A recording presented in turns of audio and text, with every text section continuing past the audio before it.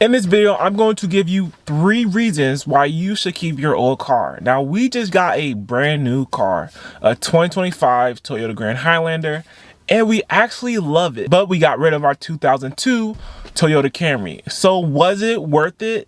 Yes, I think so. We really enjoy this car and it doesn't affect our investing, or, it really doesn't have a big impact on our financial future. Yes, we have a payment, but that payment will only be for 3 years and we're hoping to pay it off before we even get to 3 years. So one of the main reasons why you should keep your old car is so you can have that financial freedom. Once you start adding debt, when you start adding these big liabilities, you have to work harder. You have to work longer in order to pay these big liabilities off. But if you keep your old car, you avoid that car payment. Now, car payments are $600, $700, $800, $900. Over $1,000 people are paying for car payments. If we can avoid putting money towards car payments and instead putting that to maybe investments, then we can get ahead and we can reach that financial future that we want a lot faster. I mean, let's just say the average car payment is $600 to $700 and we get a car loan that spans over 5 years. You would pay about $36,000 to $42,000 for your car, which is a depreciating asset, over that span of 5 years. Then after you pay that car off, or maybe you have a lease, whatever the case may be, more than likely you're going to go get another car and put that on maybe a 5-year loan term. And over 10 years, you paid $72,000 to $84,000 just for a car, a depreciating asset. Now, what if instead we put that money towards our investments? So instead of paying money towards a liability, we put that $600, $700 towards our Roth IRA or towards our brokerage account and invest into, say, the S&P 500, which has given us historical return between 7 and 10%. So at a 7% rate of return, and you invested that $600 or $700 over 5 years, you'd have about $42,000. Over 10 years, you have about $103,000. And over 20 years, you have over $293,000. This is just by investing that car payment. This is by foregoing that car payment that you probably don't really need. Let's be honest, there's a lot of cars out there that you can buy for $5,000 or $10,000 that are solid cars. My 2002 Toyota Camry lasted me from 2017 to 2025. And we only got rid of it because there was no point of us having 3 cars when we're only 2 people driving. And I didn't want to pay car insurance for a car that I wasn't really going to use. So I got rid of the Toyota Camry. It was still working.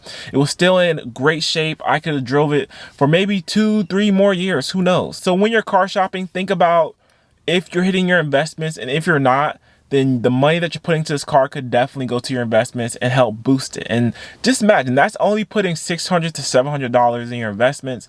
I mean, you might be able to put that a paycheck depending on how much you make. That could just be the icing on top. For us personally, we're putting about that. We're putting about $500 split between our brokerage account and our Roth IRA. And that's just the icing on top. That's not even considering the amount of money they're investing into our 401k. If you ever say you're not able to invest, you're not able to live this financial future that you want, then you need to look at your driveway. And that monthly amount that you're paying for your car could definitely go towards your investments. And to be honest, with a new car, everything's gonna cost more. The lower cost is why you should keep your old car. Now, when we had the 2002 Toyota Camry and we have a 2008 Honda CR-V, the car insurance was about $120. When we got this new car and then paired it with the 2008 Honda CR-V, but for this car, we had to get full coverage. So we were paying almost $400 a month. So we went from $120 a month to $400 a month for our car insurance. Again, I factored in a lot of these costs before we even got the car. I ran the numbers. I understood that the car insurance was going to go up, and I made sure that we have enough money to put towards the car insurance and put towards the car payment. But the cost of ownership is going to be a lot lower if you keep your old car.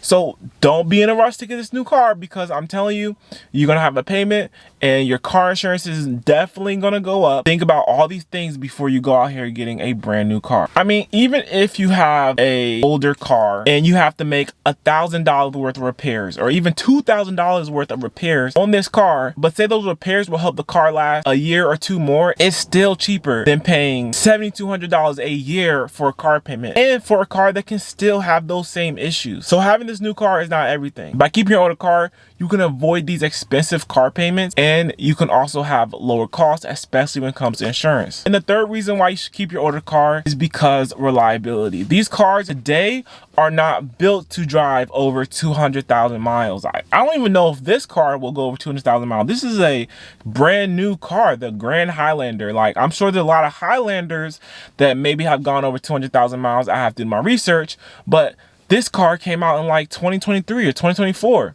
So who knows if this car will even last us, 10, 15 years, like my old car, the 2002 Toyota Camry. It was built in 2002 and it literally went all the way to 2025, and it probably could have gone further. If you take care of these older cars, you get your oil changes, you get your tire rotations, you change your fluids, these older cars will last you a long time, especially the Toyotas, especially the Hondas. These reliable brands will last you a long time if you take care of them. But who knows what these technology-filled cars will do? A lot of these cars are full of technology and they're super complicated and they have all these different moving parts.